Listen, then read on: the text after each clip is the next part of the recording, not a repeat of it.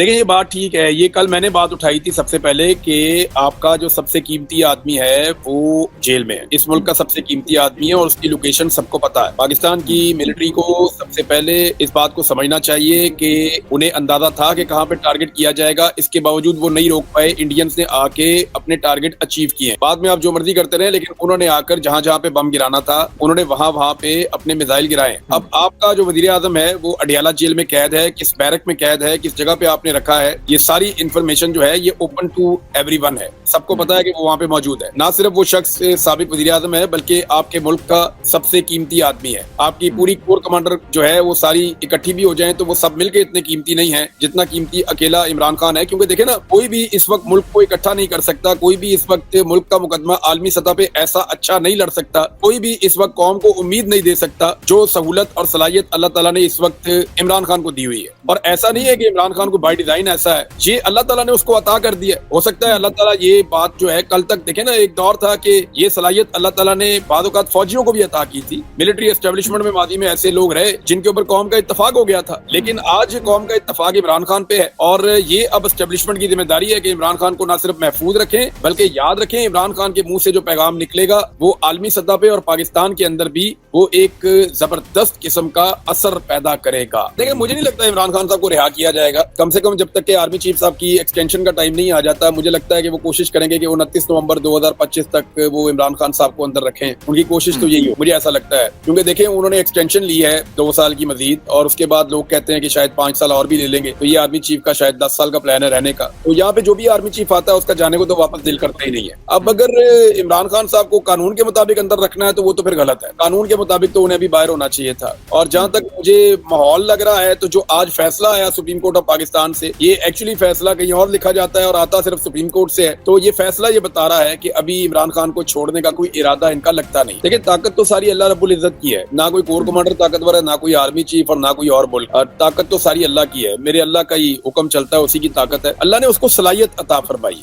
अल्लाह ताला ने उसके हाथ में ये हुनर रखा है इस वक्त, और उसको अल्लाह ताला ने ये सलाहियत और कैपेबिलिटी दी हुई है कि वो अभी कौम को इकट्ठा कर सकता है और दुनिया में पाकिस्तान का मुकदमा बेहतर लड़ सकता है। जिस वक्त मैंने ये खबर सुनी ना कि शहबाज शरीफ ने कौम से खिताब करना है, मैं सर पकड़ के बैठ गया। मैं ये सोच रहा था कि यार ये बंदा कौम से खिताब करेगा तो ये तो बना बनाया खेल ही बिगड़ जाएगा। अल्लाह अल्लाह करके कौम इकट्ठी हो रही है और इसके खिताब के बाद तो कौम फिर बिखर जाएगी। अच्छा अभी मैं यही सोच रहा था, ऊपर से सुप्रीम कोर्ट का फैसला आ गया और उसके बाद तो मैंने बिल्कुल आराम से अपना लैपटॉप बंद किया, अपने मोबाइल को एक साइड पे रखा और मैं ये फुटबॉल लेके बाहर चला गया 10 मिनट के लिए कि मुझे अभी थोड़ा ताजा हवा की जरूरत है। मैं जरा ताजा हवा में सांस लूं, क्योंकि ये आपको शॉक दे रहे हैं। यानी मैं हैरान हो रहा था, मैं इसको डाइजेस्ट नहीं कर पा रहा। मैं इसको यानी मुझे हजम ही नहीं हो रही है खबर कि आज के दिन में सुप्रीम कोर्ट ऑफ पाकिस्तान फैसला देती है कि जनाब अब सिविलियन का फौजी अदालतों के अंदर जाके ट्रायल करें, ताकि दो सारे सिविलियन को दादा करें।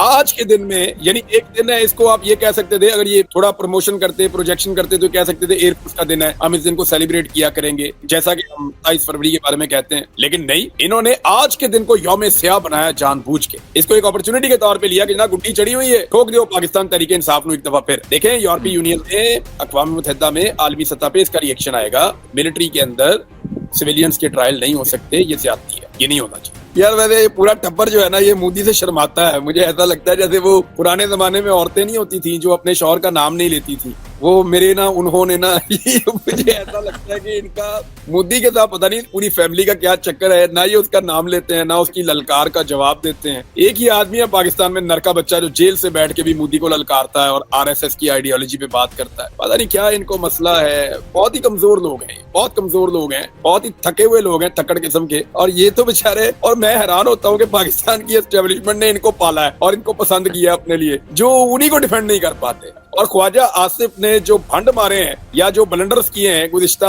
एक हफ्ते में, यानी पूरी दुनिया में पाकिस्तान की जग हंसाई एक दफा नहीं कई दफा करवाई है। और पाकिस्तान को एक इर्रिस्पॉन्सिबल स्टेट साबित करने में हमारे वुज़रा ने बड़ा रोल प्ले किया कि हम एटम बम चला देंगे, हम एटम बम मार देंगे। अभी एटम बम आप तब मारते हैं जब आपके पल्ले कख नहीं बचता। यानी आप तो लड़ाई होने से पहले ही थके हुए हैं। यानी आप दुनिया को तासुर दे रहे हैं कि हम एटम बम चला देंगे। क्यों आपको डर लग रहा है? भैया हम इनको बहुत फेंटा लगाएंगे, इतनी फेंटी लगाएंगे कि इनकी ऐसी की तैसी, हमें बम चलाना ही नहीं पड़ेगा। आपको तो ये कॉन्फिडेंस शो करना चाहिए। हाँ, अगर आपने ये कहना है एटम बम की धमकी लगानी है तो उसका एक तरीका होता है, जैसे इमरान खान लगाता था कि देखें ये न्यूक्लियर फ्लैश पॉइंट है, पूरी दुनिया को ये समझना पड़ेगा और इन दोनों रियासतों को रिस्पॉन्सिबिलिटी का सबूत देना पड़ेगा, क्योंकि जंग शुरू हो जाती है और उसका अंजाम कोई नहीं जानता। ये था तरीका इमरान खान का धमकी लगाने का। इनको धमकी भी नहीं लगानी आती। यार मुझे बड़ा वो अजीब सा फील हो रहा था, यानी मुझे लग रहा था कि मुझे इस वक्त पाकिस्तान में होना चाहिए था, अपने लोगों के बीच में होता, सब इकट्ठे होते, हम बैठ के इसके ऊपर बात करते। मेरे घर में तो महफिल लगती थी, दोस्त इकट्ठे होते थे, हम सारे डिस्कशन करते थे, जर्नलिस्ट आ जाते थे, जो कुछ इंटेलेक्चुअल्स हैं आसपास हमारे रहते हैं वो सारे आ जाते थे, हम बैठ के इसके ऊपर डिस्कशन करते थे, बात करते थे, बड़ी लंबी महफिल लगती थी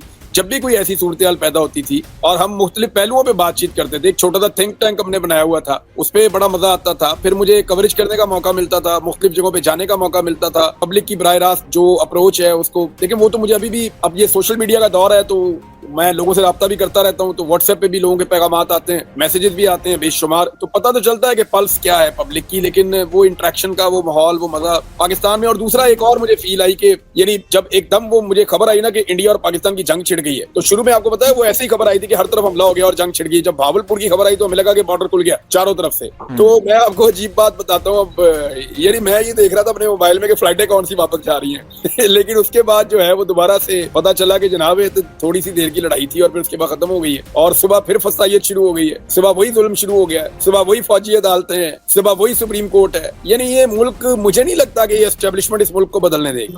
ये शायद हम जैसे लोगों के लिए जमीन को और तंग करेंगे। शहीद अरशद शरीफ के लिए भी इन्होंने जमीन को तंग किया था, बेशुमार लोगों के लिए जमीन को तंग किया है। मुझे नहीं लगता क्योंकि सेंस प्रिवेल कर रही है।